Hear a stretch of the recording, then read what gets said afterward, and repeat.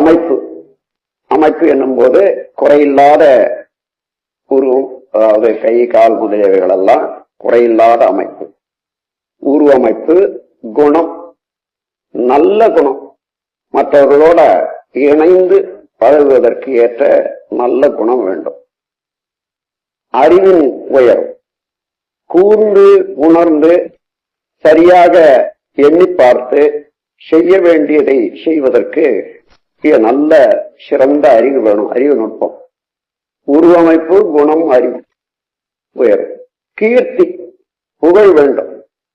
புகழ் என்பது நாம தேடிக்கொள்வதல்ல, ஒரு மனிதன் வாழும் வாழ்க்கை எத்தனை பேருக்கு இந்த சமுதாயத்துல நன்மை அளிக்கிறதோ அந்த நன்மையை பெறும் மக்கள் அவர்கள் வாழ்த்தும் வாழ்த்து, அவர்கள் காட்டும் நன்றி, இதுதான் புகழா